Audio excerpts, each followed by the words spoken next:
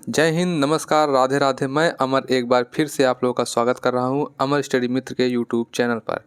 तो मित्रों, हम लोग पिछले कुछ दिनों से जीएस सुधा बुक को पढ़ रहे थे और ये हमारा आज का 5वां या 6ठा क्लास है। एग्जैक्ट मुझको याद नहीं है, 6ठा क्लास होगा शायद।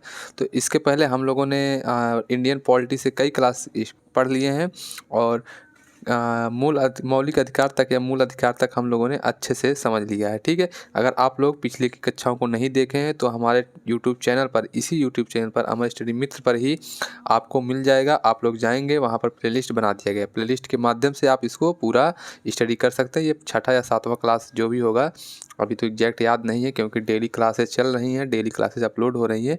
तो आज हम लोग राज्य के नीति निर्देशक सिद्धांत के बारे में पढ़ेंगे। अगर आप लोग UP police, UPSI, SSC GD, railway या किसी भी एग्जाम की तैयारी कर रहे हैं जिसमें जीके जीएस पूछा जाता है और उसमें खासकर इंडियन पॉलिटी पूछा जाता है, इंडियन कॉन्स्टिट्यूशन पूछा जाता है, तो उसके लिए आप इस क्लास को पढ़ सकते हैं और अपने दोस्तों को भी इसका सजेशन कर सकते हैं। ठीक है मित्र, तो आइए स्टार्ट करते हैं आज का हमारा ये लेक्चर। और अगर आप लोग हमसे जुड़ना चाहते हैं तो हमारे टेलीग्राम के माध्यम से हमसे जुड़ सकते हैं। कोई भी क्यूरी, कोई भी सजेशन आप हम तक पहुंचा सकते हैं। ठीक है, तो आइए स्टार्ट करते हैं। राज्य के नीति निर्देशक सिद्धांत क्या होते हैं? राज्य के नीति निर्देशक सिद्धांत, इसके बारे में हम लोग अच्छे से समझेंगे, डीपली समझेंगे। इसको कहाँ से लिया गया है, क्या क्या इसमें क्या चीज़ें हैं, किस अनुच्छेद में, किस भाग में है। छोटे एग्जाम में तो इतना ही पूछा जाता है कि किस भाग में है राज्य के नीति निर्देशक सिद्धांत, या अनुच्छेद कहाँ से कहाँ तक है राज्य में, मतलब राज्य के नीति निर्देशक सिद्धांत जो है, राज्य के नीति निर्देशक तत्व, जिसको डीपीएसपी भी बोलते हैं। डीपीएसपी का मतलब होता है directive principles of state policy. ठीक है, इसको बोलते हैं। तो ये कहाँ से लिया गया है? तो सबसे पहला पॉइंट यही निकल कर आता है कि नीति निर्देशक तत्वों की अवधारणा जो है ये आयरलैंड के संविधान से लिया गया है। कहाँ से लिया गया है? तो आयरलैंड के संविधान से इसको लिया गया है। और नीति निर्देशक तत्वों का उल्लेख संविधान के भाग 4 के अनुच्छेद 36 से 51 तक किया गया है। एक बार बताऊँ, ये कहाँ से लिया गया है? आयरलैंड से।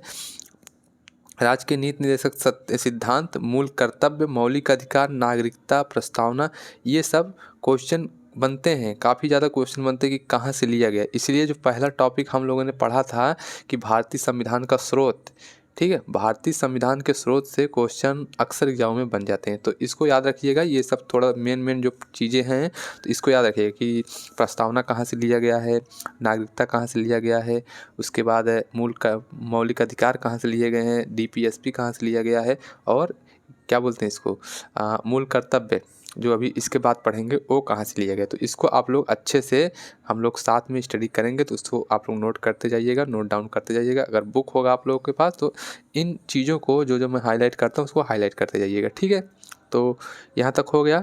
तो डीपीएसपी कहाँ से लिया गया है? आयरलैंड के संविधान से लिया गया है। इसका उल्लेख भारतीय संविधान में कहाँ से कहाँ तक है? तो भाग 4 में है, अनुच्छेद 36 से 51 तक है। ठीक है, इतना समझ में आ गया है। इसका उद्देश्य क्या था? आखिरकार राज्य के नीति निर्देशक सिद्धांत को हमारे जो संविधान सभा के सदस्य थे, संविधान सभा में जो लोग थे, संविधान निर्माता जो थे, उन्होंने आखिरकार इसको रखा क्यों उनको लगा कि राज्य के नीति निर्देशक सिद्धांत को हमारे संविधान में रहना चाहिए? तो इसका उद्देश्य ये था कि अपने नागरिकों के कल्याण पर केंद्रित एक राज्य का निर्माण करना है। ठीक है, एक ऐसे राज्य का निर्माण करना है जो अपने नागरिकों के कल्याण पर बात करे। ठीक है, ये राज्य के नीति निर्देशक सिद्धांत ये राज्य को रहते हैं कि राज्य को ये चीज़ें करनी ही करनी है अपने नागरिकों के लिए, जिससे नागरिकों का कल्याण हो, नागरिकों का भला हो। तो अभी आगे पढ़ेंगे कि किस तरीके से डीपीएसपी के माध्यम से राज्य हमारे लिए क्या क्या सुविधाएं प्रदान करता है। ठीक है, अभी आगे देखेंगे। ठीक, तो इसका क्या उद्देश्य था कि इसको राज्य को एक दिशा निर्देश, या मतलब कहने का मतलब है एक ऐसे राज्य का निर्माण करना था जो अपने नागरिकों के कल्याण पर केंद्रित हो या नागरिकों के कल्याण की बात करे। ठीक है, फिर 2 पॉइंट और निकल के आते हैं। सामाजिक और आर्थिक न्याय क्या होता है? ठीक है, समाज और अर्थव्यवस्था में निष्पक्षता और समानता सुनिश्चित करने का प्रयास ही सामाजिक और आर्थिक। इसे समाज में निष्पक्षता, 4 लोग हैं, चारों लोगों में से किसी को प्रियोरिटी ना दिया जाना, सबको बराबर अधिकार, सबको बराबर समझना, ये होता है सामाजिक न्याय। और आर्थिक न्याय से मतलब होता है कि अर्थव्यवस्था के अंतर्गत उनका भी जो है समानता और निष्पक्षता सुनिश्चित करना ही आर्थिक न्याय कहलाता है। ठीक है बच्चों, इतनी चीज़ें समझ में आ गई होंगी आप लोगों को।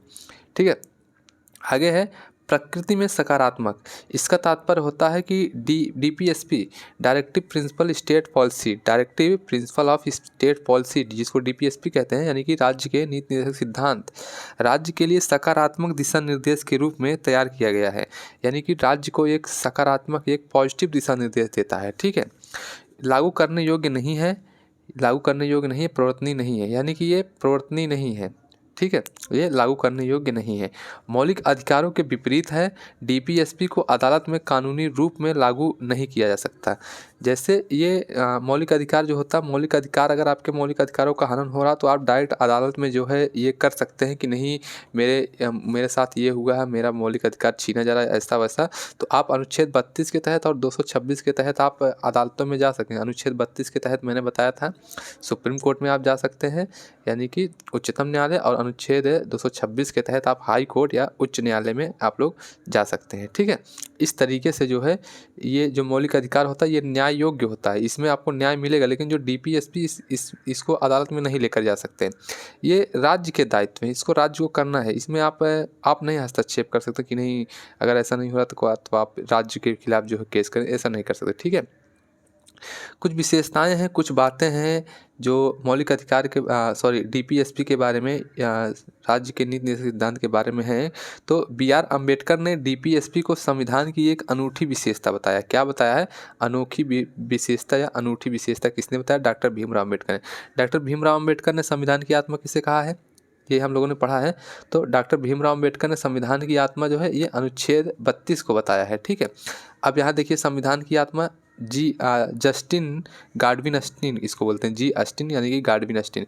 गार्डविन अस्टिन ने डीपीएसपी को संविधान की आत्मा बताया। ऐसे भी क्वेश्चन बनता है कि गार्डविन अस्टिन ने संविधान की आत्मा किसे बताया है? तो डीपीएसपी को बताया है। डॉक्टर भीमराव अम्बेडकर ने संविधान की आत्मा किसे बताया? तो अनुच्छेद 32 को बताया। संवैधानिक उपचारों का अधिकार जो होता है इसको बताया है संविधान की आत्मा। जवाहरलाल नेहरू अगर ऐसे पूछे, डायरेक्ट से पूछे संविधान की आत्मा होती है, निम्नलिखित में से संविधान की आत्मा होती है, तो आप लोग क्या बताएंगे? तो उसमें प्रस्तावना अगर दिया रहेगा तो प्रस्तावना लगाएंगे। अगर किसी के अनुसार पूछता है, बी.आर. अम्बेडकर के अनुसार या जी गार्डविन अस्टिन के अनुसार पूछता है, तब इनके अनुसार आप लगाएंगे। ठीक है बच्चों, इतनी चीज़ समझ में आ गई होंगी। वैसे जिसको मतलब नॉर्मली अगर क्वेश्चन पूछता है कि संविधान की आत्मा किसे कहते हैं, तो प्रस्तावना को संविधान की आत्मा कहा जाता है। ठीक है, और किसी के अनुसार पूछ ले तो आप लोग इसको कर ले जाएंगे।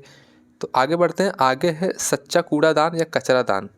ठीक है, अब देखिए ये इसकी समझ लीजिए एक प्रकार से आलोचना कर रहे हैं। कूड़ादान का मतलब उसकी बुराई तो है, उसको इनको मतलब जो टी कृष्णाचारी हैं इनको ऐसा लग रहा है कि कूड़ादान है, कूड़ादान का मतलब उसकी आलोचना करना।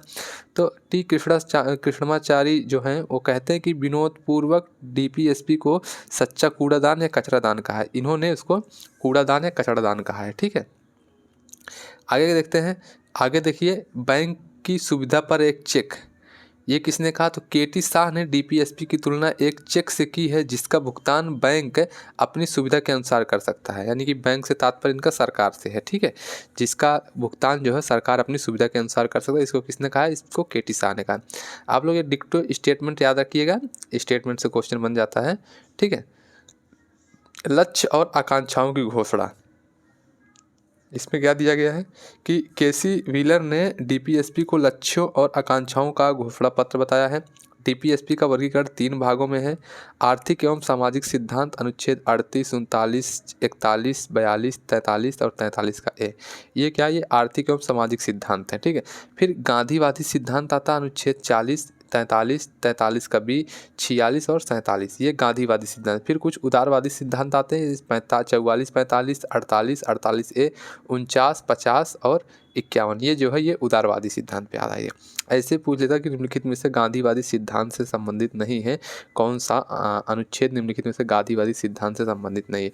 तो ऐसे इनमें से क्वेश्चन ऐसे भी बनता है। ठीक है, अब एक एक अनुच्छेद हम लोग देखेंगे और उसके बारे में स्टडी करेंगे क्या दिया गया है। ठीक है, अनुच्छेद 36 है। और हाँ, जो लोग एनटीपीसी की एग्ज़ाम देने जा रहे हैं, अगर उन लोगों को पूरा एक जगह मटेरियल चाहिए कि हम लोग पूरा एक जगह अनुच्छेद को पूरा पढ़ लें, तो इसी चैनल पर जो है एक वीडियो है ए टू जेड पूरा जो है अनुच्छेद के बारे में है, तो उसको आप लोग अगर चाहें तो उसको स्टडी करके आप लोग जा सकते हैं। उसमें पूरा अनुच्छेद को बताया गया है, आप लोग पढ़ सकते हैं। ठीक है, तो अनुच्छेद 36 है राज्य की परिभाषा। राज्य की परिभाषा वही राज्य की परिभाषा है जो अनुच्छेद 12 में दिया गया था, सेम वही परिभाषा यहाँ पर भी दिया गया है। ठीक है, राज्य की परिभाषा संविधान के अनुच्छेद 12 के भाग 3 के समान है। वही भाग 3 अनुच्छेद 12 में जो संविधान राज्य की परिभाषा दिया गया था, सेम वही यहाँ पर भी है। ठीक है, इसको आप लोग वहीं से कर लीजिएगा। जो भेल है, अथॉरिटी है, सरकारी अथॉरिटी, ये सब जो सब हैं तो सब राज्य हैं, तो वही चीज़ सेम यहाँ भी दिया गया है। ठीक है,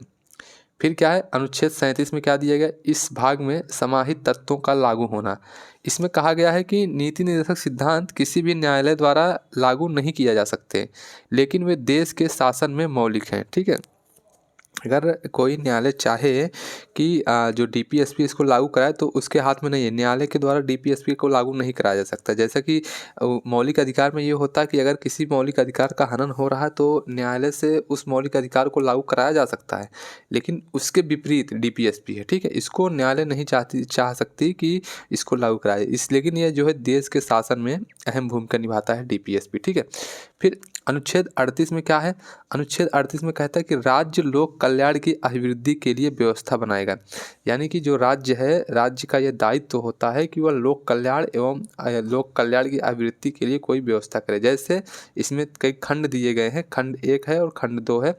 तो खंड 1 में किस तरीके की व्यवस्था बनाने की बात हो रही है कि राज्य एक ऐसी सामाजिक व्यवस्था सुनिश्चित करके लोगों के कल्याण को बढ़ावा देने का प्रयास करे जो आय, स्थिति, सुविधाओं और अवसरों में असमानताओं को न्यूनतम करे तथा सामाजिक, आर्थिक और राजनीतिक न्याय सुनिश्चित करे।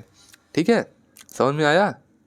मुझे तो नहीं लग रहा इसमें कुछ समझाना पड़ेगा, क्योंकि इतने अच्छे शब्दों में लिखा गया है ना कि आप लोग अगर टिकटॉक पढ़ेंगे तब भी समझ में कि 38 के खंड 1 में क्या दिया गया कि राज्य एक ऐसी सामाजिक व्यवस्था बनाएगा, कि राज्य एक ऐसा व्यवस्था, इस समाज में एक ऐसी सामाजिक व्यवस्था का निर्माण करेगा कि जिससे लोगों के कल्याण को बढ़ावा मिलेगा, यानी कि उसके कल्याण को बढ़ावा देने का प्रयास करेगा। आय, स्थिति और सुविधाओं, अवसरों और असमानताओं को न्यूनतम करेगा। जैसे अवसरों में असमानता है तो उसको न्यूनतम करेगा। ठीक है, अवसरों में समानता का प्रयास करेगा। ठीक, सामाजिक, आर्थिक और राजनीतिक न्याय सुनिश्चित करेगा। सामाजिक रूप में समाज में सबको, किसी को भेदभाव नहीं करने देगा। आर्थिक रूप से भेदभाव नहीं करेगा, राजनीतिक दृष्टि से भेदभाव नहीं करेगा। तो ये सब जो कार्य करेगा तो ये सब अनुच्छेद 38(1) के तहत जो है राज्य करेगा। ठीक है, 38 के खंड 2 में क्या दिया गया कि 1978 ईस्वी में 44वां संविधान संशोधन के द्वारा इसको जोड़ा गया था। ठीक है, कब जोड़ा गया था? 44वां संविधान संशोधन 1978 में इसको जोड़ा गया था। इसमें क्या कहेगा कि इसका उद्देश्य जो है आय और असमानताओं को कम करना है। ठीक है, आय संबंधी जो असमानताएं हैं इसको कम करना है। मोटी मोटा याद रखिएगा, 44वां संविधान संशोधन के द्वारा जोड़ा गया था, ये इंपॉर्टेंट बन जाता है। ठीक है, अनुच्छेद 39 या अनुच्छेद 39 में क्या है, इसमें दिया गया है कि राज्य द्वारा अनुसरणीय कुछ नीति निर्देशक तत्व हैं।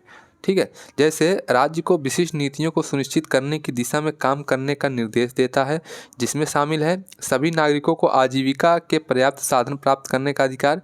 जैसे राज्य का ये दायित्व है कि सभी नागरिकों को आजीविका पर्याप्त साधन प्राप्त करने का अधिकार। ठीक है, सामान्य भलाई के लिए भौतिक संसाधनों के स्वामित्व और नियंत्रण की व्यवस्था करना। कुछ व्यक्तियों के हाथों में धन के संकेंद्रण को रोकना, कि जैसे होता नहीं है जब राज्य को ऐसा लगने लगता है, देखिए मोटी मोटा राज्य से तात्पर्य आप राष्ट्र से समझिए, राष्ट्र से। ठीक है, राज्य का तात्पर्य क्या होता है? राष्ट्र होता है संविधान की भाषा में। ठीक, तो अगर कहीं राज्य की बात हो रही है तो समझ जाइए कि एक तरह से राष्ट्र की बात हो रही है। ठीक है, तो कुछ व्यक्तियों के हाथों में धन के संकेंद्रण को रोकना, कि जैसे कोई व्यक्ति है वो, उसके हाथों में बहुत सारा धन इकट्ठा हो गया। अब जैसे कोई अंबानी, अडानी जैसे लोग हो गए, बड़े लोग हो गए, तो उनके यहाँ धन का जो संकेंद्रण बहुत ज़्यादा हो गया। अब वो क्या करें, इतना धन हो सकता है अंबानी के पास कि वो अगर चाहे तो SBI, मतलब जितने भी नोट करेंसी हैं, जितने यहाँ मतलब टहल रही है मार्केट में, अगर जितना अमाउंट उनके पास होगा, ठीक, अगर वो सबको विड्रा करने की कोशिश करेंगे तो क्या होगा, पूरा जो देश का पैसा है, सब जितना पैसा टहल रहा है सब एक जगह इकट्ठा हो जाएगा। तो राज्य को ये भी करना है कि किसी एक व्यक्ति के हाथों में धन का संकेंद्रण ना होने पाए, किसी एक व्यक्ति को ही इतना ज़्यादा वो नहीं हो पाए। ठीक है, अमीर ना हो पाए। पुरुषों और महिलाओं के लिए समान वेतन के लिए मतलब समान कार्य के लिए समान वेतन। राज्य को ये भी करना है कि जैसे अगर एक किसी काम को जैसे मैं टीचर हूँ, मैं पढ़ा रहा हूँ, कोई तनख्वाह पा रहा हूँ, मान लीजिए मैं पढ़ा रहा हूँ, मैं 10,000 तनख्वाह पा रहा हूँ या 15,000 तनख्वाह पा रहा हूँ। फिर कोई महिला टीचर है तो राज्य ये नहीं करेगा कि नहीं ये महिला है तो इनको 5,000 ही तनख्वाह दिया जाए, 5,000 ही इनकी सैलरी दी जाए। अगर पुरुष टीचर है उसको 15,000 सैलरी मिल रही है तो महिला टीचर भी अगर वो भी टीचर ही है, मतलब समान काम कर रही है, तो उसको भी 15,000 ही वेतन दिया जाएगा। ठीक है, ये राज्य के ऊपर निर्देश है कि पुरुषों और महिलाओं को दोनों के लिए समान काम के लिए समान वेतन दिया जाएगा। ठीक है, नेक्स्ट है, समझ में आ गया ना? ठीक, नेक्स्ट है श्रमिकों की शक्ति और स्वास्थ्य की सुरक्षा करना। श्रमिकों की शक्ति और स्वास्थ्य की सुरक्षा करना, यानी कि जो कामगार हैं, जो श्रमिक हैं, उनकी शक्ति और उनकी स्वास्थ्य की सुरक्षा के लिए ये भी राज्य का दायित्व है। इसके लिए भी कई सारे कानून बने हैं, श्रमिक एक्ट बने हैं, कई सारे ऐसे कानून बने हैं। जैसे पहले होता नहीं था कि श्रमिक जो हैं कंपनियों में काम करते थे तो 12-12 घंटे 18-18 घंटे ड्यूटी होती, तो इस पे कई सारे कानून बने हैं। 1944 में बना था, 76 में बना था, 88 में बना था कारखाना कानून अधिनियम। ऐसे ऐसे कई सारे कानून बने हैं जिसके तहत श्रमिकों को जो है एक निश्चित जो है उनके स्वास्थ्य को ध्यान में रखते हुए एक टाइम 8 घंटा 12 घंटा ऐसे ड्यूटी का शेड्यूल दिया गया है और उनकी शक्तियों को ध्यान में रखते हुए ऐसे मतलब कानून बनाए गए हैं। ठीक है, तो ये भी राज्य का दायित्व है। फिर है कि बच्चों एवं युवाओं के शोषण की रोकथाम, इसके लिए भी राज्य जो है प्रयास करेगा कि बच्चों और युवाओं का शोषण न हो। ठीक है, नेक्स्ट है अनुच्छेद 39, अनुच्छेद 39 का। ठीक है, 39 का में क्या दिया गया है कि सामान्य न्याय और निःशुल्क विधिक सहायता।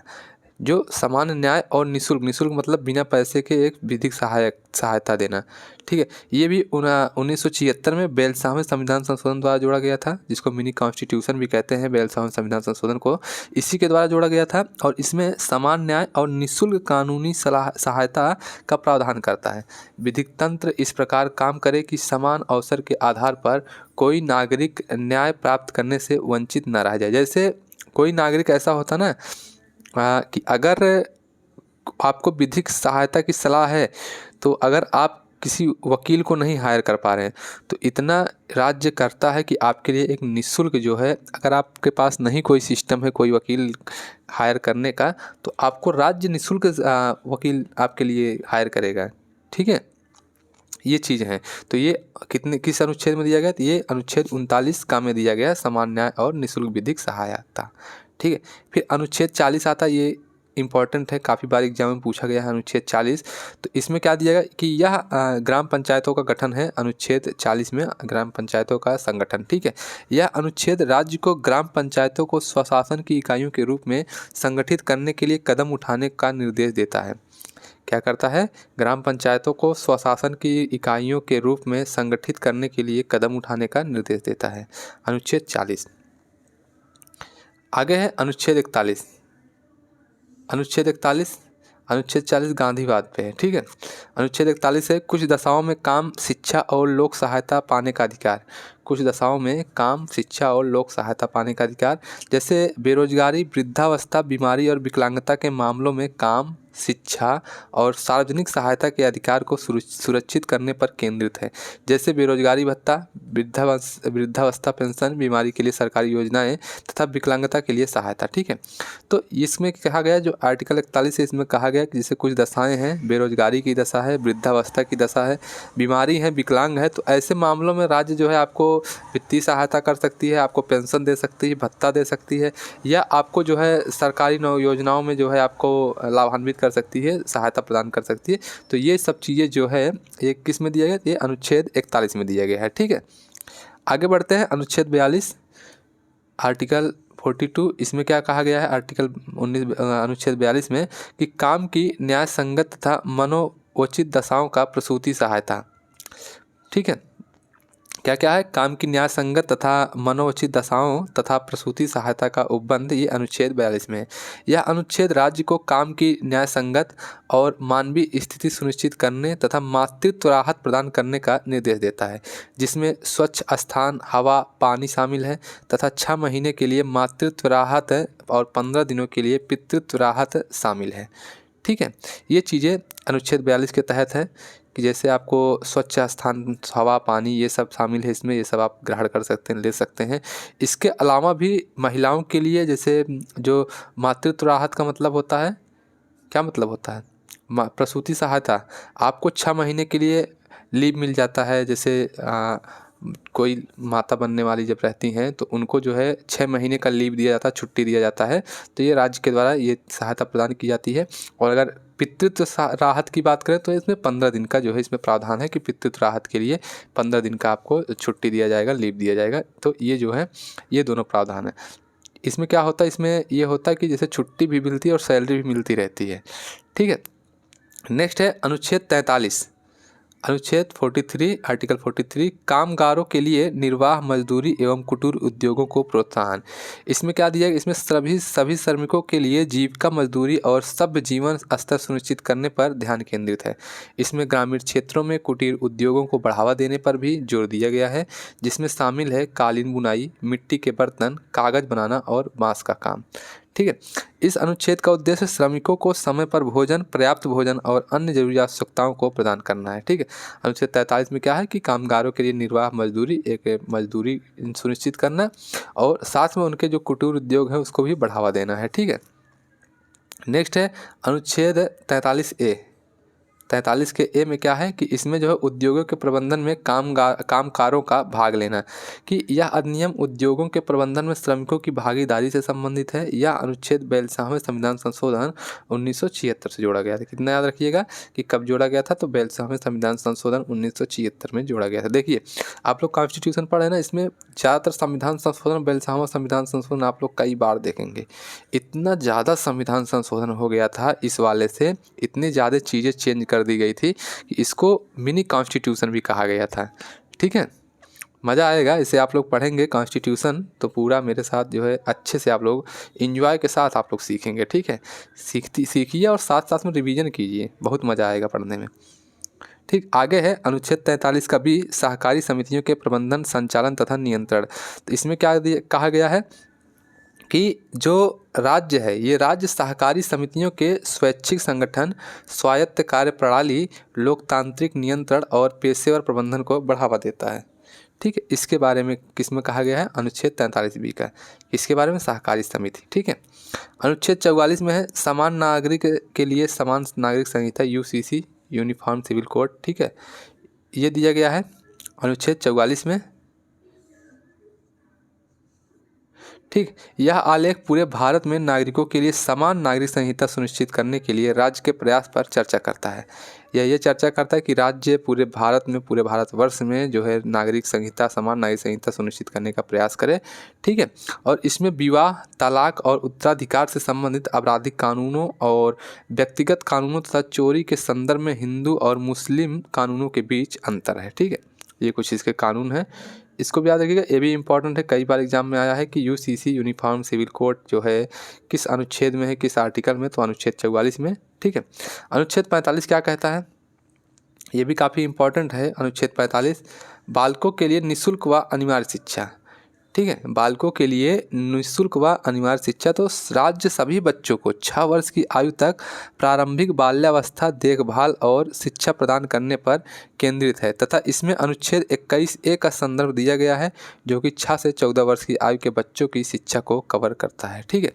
देखिए अनुच्छेद 45 में 6 वर्ष की आयु तक के जो प्रारंभिक बाल्यावस्था की शिक्षा है उसकी बात अनुच्छेद 45 में किया गया, और संदर्भ कहाँ से लिया गया, जो आर्टिकल 20A मतलब 21 का ए हम लोगों ने पढ़ा था कि 6 से 14 वर्ष के बच्चों की निःशुल्क शिक्षा की बात 86वां संविधान संशोधन 2002 के द्वारा जोड़ा गया था, इसको हम लोगों ने उधर पढ़ा था। तो इसी को संदर्भ लेते हुए ये 6 वर्ष तक के बच्चों के लिए शिक्षा की बात करता है, जिसमें आप लोग देखे होंगे प्राथमिक विद्यालयों में जो है आंगनवाड़ी ऐसे सिस्टम मतलब राज्य करता है कि जिसमें 6 वर्ष तक बच्चों को निःशुल्क और शिक्षा दी जाती है। फिर उसके बाद 6 से 14 वर्ष के बच्चों का शिक्षा जो है प्राप्त करना है, तो ये जो है ये मौलिक अधिकार आ जाता है कि आपको 6 से 14 वर्ष के बच्चों को निःशुल्क शिक्षा जो है। अभी ये हम लोग इसके बारे में भी उसमें भी पढ़ेंगे, मूल कर्तव्य में भी पढ़ेंगे कि कर्तव्य भी है माता पिता का कि अपने बच्चों 6 से 14 वर्ष के बच्चों को शिक्षा प्रदान करना जो है कराना, ये माता पिता का कर्तव्य भी है, ठीक है। आगे है अनुच्छेद 46। अनुच्छेद 46 में क्या है कि इसमें दिया गया अनुसूचित जातियों व जनजातियों तथा अन्य दुर्बल वर्गों की शिक्षा और अर्थ संबंधी प्रावधान। यह अनुच्छेद समाज के कमजोर वर्गों विशेषकर अनुसूचित जाति यानी कि एससी, अनुसूचित जनजाति एसटी और अन्य कमजोर वर्गों के शैक्षिक और आर्थिक हितों को बढ़ावा से संबंधित है। ठीक है, ये इनके शिक्षा से संबंधित है, इंपॉर्टेंट है ये भी। नेक्स्ट है अनुच्छेद 47, पोषाहार स्तर और जीवन स्तर को ऊंचा करना तथा लोक स्वास्थ्य में सुधार राज्य का कर्तव्य है। ठीक है, ये है। इसके अंतर्गत क्या दिया गया अनुच्छेद 47 के अंतर्गत कि पोषण के स्तर और जीवन स्तर को बढ़ाना तथा सार्वजनिक स्वास्थ्य में सुधार करना। इसमें नशीली पेय पदार्थों और दवाओं के सेवन पर भी प्रतिबंध लगाया गया है। ठीक है, यह जीवनदायक दवाओं को छोड़कर, ये किसमें दिया, ये अनुच्छेद 47 में। इसमें हम जैसे आप लोग देखते होंगे गाँव में जो है मिलता है पोषाहार करके, जो प्रेग्नेंट महिलाएं रहती है उनको गांव में पोषाहार करके जो है ये सिस्टम है कि उनको जो है उनके पोषाहार स्तर को बढ़ाने के लिए पोषाहार मिलता है, अलग तरीके की दलिया और जो है विभिन्न तरीके के मटेरियल मिलते हैं खाने के लिए। तो ये राज्य जो है ये राज्य का कर्तव्य है, राज्य करता भी है। ठीक है, आगे बढ़ते हैं। आगे है अनुच्छेद 48। अनुच्छेद 48 में क्या दिया गया, अनुच्छेद 48 में दिया गया कृषि और पशुपालन संगठन। ठीक है, यह लेख गायों, बछड़ों और अन्य दूध देने वाले पशुओं के वध पर रोक लगाने के साथ साथ मवेशियों के पालन और उनकी नस्लों में सुधार लाने, इसे कृषि और पशुपालन से जोड़ने पर केंद्रित है। कहने का तात्पर्य है कि जो अनुच्छेद 48 है कृषि और पशुपालन संगठन, या जैसे जो पशु हैं जो दूध देते हैं उनको उनके वध को रोकना है, और साथ ही साथ जो इनका पालन पोषण करते हैं और उनकी नस्लों में जो जैसे पालना है उनका, उसके बाद कृषि से पशुपालन से जोड़ना उनका, उसके बाद जो ये मवेशी हैं इनकी नस्लों में सुधार लाना, ये सब जो है ये अनुच्छेद 48 के अंतर्गत आता है। ठीक है, 48A ये इंपॉर्टेंट है। 48A ये भी एग्जाम में पूछा गया है। इसमें क्या दिया गया 48A में, इसमें है कि जो राज्य पर्यावरण का संरक्षण व संवर्धन तथा वन एवं वन्य जीवों की रक्षा का प्रयास करेगा। ये राज्य करेगा कि जो पर्यावरण का संरक्षण करेगा, संवर्धन करेगा तथा वन और वन्य जीवों की रक्षा का प्रयास करेगा। यह अनुच्छेद राज्य को पर्यावरण की रक्षा एवं सुधार करने तथा वनों एवं वन्य जीवों की सुरक्षा का दायित्व सौंपता है। इसमें पर्यावरण संरक्षण अधिनियम 1986 भी है, वन्य जीव संरक्षण अधिनियम 1972 है और वन संरक्षण अधिनियम 1980। ठीक है, ये कुछ अधिनियम है, कानून है। नेक्स्ट है अनुच्छेद 49। अनुच्छेद 49 में क्या है, अनुच्छेद 49 में है कि राष्ट्रीय महत्व के स्मारकों, स्थानों तथा वस्तुओं का संरक्षण करना। यह अनुच्छेद राज्य को कलात्मक या ऐतिहासिक महत्व के स्मारकों और स्थानों की सुरक्षा करने का निर्देश देता है।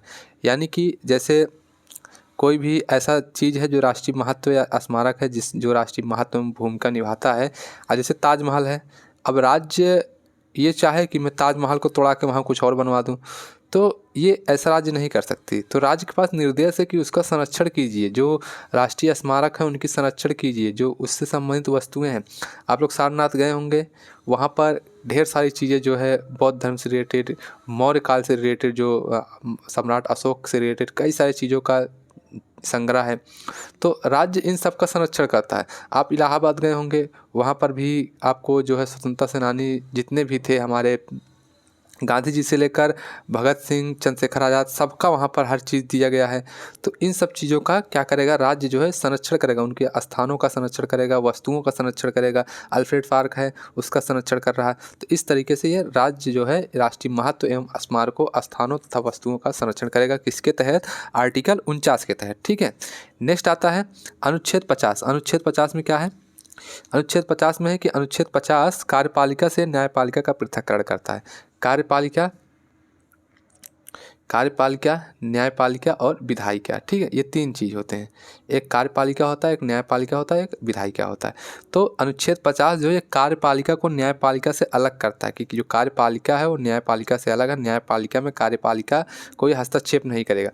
देखिए, जो विधायिका होती है कानून बनाती है, कार्यपालिका जो होता है इस कानून को मतलब लागू करता है, इसको कार्यान्वित करता है। और जो न्यायपालिका होता है उस कानून से संबंधित कोई चीज़ें होती हैं जहां जनता के द्वारा या सरकार के द्वारा उस कानून का उल्लंघन होता तो जो ये न्यायपालिका है तो उसको उसमें न्याय का काम करती, न्याय दिलाती है। ठीक है, ये तीनों का रोल होता है। तो अनुच्छेद 50 में जो कहा गया कि कार्यपालिका से न्यायपालिका का पृथक्करण, यानी कि अनुच्छेद सार्वजनिक सेवाओं में न्यायपालिका को कार्यपालिका से अलग करने की मांग करता है कि जो सार्वजनिक सेवा है उसमें न्यायपालिका और कार्यपालिका दोनों अलग अलग रहेंगे, पृथक रहेंगे। ठीक है, ये अनुच्छेद 50 में है। आगे है अनुच्छेद 51। अनुच्छेद 51 में है अंतर्राष्ट्रीय शांति और सुरक्षा की अभिवृद्धि। तो राज्य को राष्ट्रों के बीच न्यायपूर्ण और सम्मानजनक संबंध बनाए रखना, अंतर्राष्ट्रीय कानून और संधि दायित्व के प्रति सम्मान को बढ़ावा देना, मध्यस्थता द्वारा अंतर्राष्ट्रीय विवादों के निपटारे को प्रोत्साहन करते हुए अंतर्राष्ट्रीय शांति और सुरक्षा स्थापित करने का प्रयास करना, ये राज्य का दायित्व है। अब जैसे मान लीजिए पश्चिम बंगाल है, पश्चिम बंगाल उसका सीमा बांग्लादेश के साथ साझा हो रहा है। ठीक है, अब भारत सरकार के साथ जो है बांग्लादेश का ये हुआ है कि कोई समझौता हुआ कि नहीं ठीक है, यहाँ तक हमारी सीमा, यहाँ तक आपकी सीमा है, कोई सीमा चिन्ह बना के ऐसे ऐसे बंटवारा किया गया। अब क्या करें कि अब पश्चिम बंगाल में ममता दीदी का सरकार, तो ये वो क्या करें कि नहीं, वो जो भारत सरकार जो सीमा सुनिश्चित की है उसको ना मान के कुछ वहाँ पर ऐसी गतिविधियाँ करें जिससे इन दोनों देशों के बीच में जो है एक, कहने का मतलब, विवाद उत्पन्न हो। तो ऐसा कोई कार्य राज्य नहीं करेगा कि दो देशों के बीच जो उनके मध्य कोई संबंध बने हैं, जो उनके मध्य कोई एग्रीमेंट हुआ है, तो वो टूटने ना पाए, कुछ ऐसा नहीं करना है राज्य के द्वारा। ठीक है, तो ये चीज़ जो है ये अनुच्छेद 51 में दिया गया है कि राज्य जो है ये राष्ट्रों के बीच न्यायपूर्ण और सम्मानजनक संबंध बनाए रखता है। ठीक है, तो ये सब चीज़ें थी जो हम लोगों ने पढ़ा। तो हम लोगों ने 36 से 51 तक पूरा जो है DPSP पढ़ दिया, directive principle of state policy को हम लोगों ने पढ़ लिया, यानी कि राज्य के नीति निर्देशक सिद्धांत को हमने कवर कर लिया। अब कुछ इससे संबंधित मामले हैं जो एग्जाम में पूछे जाते हैं, इन मामलों को थोड़ा सा देख लीजिए, 2-3 मामले होंगे, उसके बाद जो आगे की चीज़ें रहेंगी उसको हम लोग कल डिस्कस करेंगे। ठीक है, जैसे 2 मामले हैं, चंपकम दोई-राजन मामला, ये 1951 में आया था, और एक मामला है मिनर्वा मिल्स केस जो है ये 1980 में था। चंपकम दोई-राजन मामले में क्या है, इस मामले ने यह स्थापित किया कि मौलिक अधिकार राज्य के नीति निर्देशक तत्वों पर प्रबल होंगे, लेकिन राज्य के नीति निर्देशक के लिए मौलिक अधिकारों की सीमित किया जा सकता है। ठीक है, इसका क्या कहना था कि जो मौलिक अधिकार हैं वो राज्य के नीति निर्देशक तत्वों पर प्रबल हैं, यानी कि वो ज़्यादा, प्रबल का मतलब ज़्यादा बल है मौलिक अधिकारों में नीति निर्देशक तत्वों की अपेक्षा। ठीक है, लेकिन राज्य के नीति निर्देशक के लिए मौलिक अधिकारों को सीमित किया जा सकता है। ये चीज़ चंपकम दोई-राजन मामला 1951 निकल के आया कि नीति निर्देशक तत्व के लिए जो है मौलिक अधिकार को सीमित किया जा सकता है। जबकि मौलिक अधिकार का आर्टिकल 13 क्या कहता है, अगर मौलिक अधिकार के खिलाफ कोई कानून बनाया जाता है तो स्वतः निरस्त हो जाता है, यानी कि अल्पीकरण वाला अनुच्छेद 13। ठीक है, लेकिन यहाँ ये बात हो रही है। फिर मिनर्वा मिल्स केस 1980 में आता है, उसमें ये बात होती है कि इस मामले में मौलिक अधिकार और राज्य के नीति निर्देशक तत्व के बीच संतुलन पर जोर दिया गया, जिसमें मौलिक अधिकार प्रमुख था। इसमें क्या हुआ कि 1980 में जब मिनर्वा मिल्स केस आया तो उसमें मौलिक अधिकार को प्रमुख कर दिया गया और दोनों के बीच में, मौलिक अधिकार और नीति निर्देशक सिद्धांत तत्वों के बीच में मतलब संतुलन बनाने पर जोर दिया गया। ठीक है, ये दोनों मामले थे। अब हम लोग कल जो है मौलिक कर्तव्य पढ़ेंगे। मुझको लग रहा है कि आप लोगों को यहाँ तक जितनी भी चीज़ें हम लोगों ने आज पढ़ा है आप लोगों को समझ में आ गई होंगी। ठीक है, समझ में आ गई हैं तो एक बार मोटिवेशन के लिए वीडियो को लाइक कर दीजिएगा और नीचे प्यारा सा 2 अक्षर का कमेंट कर दीजिएगा, ताकि मुझको भी ये लगे कि नहीं, मेरे स्टूडेंट जो है, जो मेरे ऑडियंस हैं वो मुझसे प्रभावित हैं। तो आप लोग कुछ न कुछ जो है अपने हिसाब से जो आपको सही लगे, कैसा वीडियो है, ये आप लोग लिख कर ज़रूर बताएँगे। ठीक है, और जो लोग नए आए हैं वो चैनल को सब्सक्राइब कर लीजिएगा, शेयर कीजिएगा, और मिलेंगे कल मौलिक कर्तव्य के साथ। मौलिक कर्तव्य को भी और अच्छे से हम लोग पढ़ेंगे। तो तब तक के लिए बाय बाय, टेक केयर, आप लोग ध्यान दीजिए अपना। ठीक है।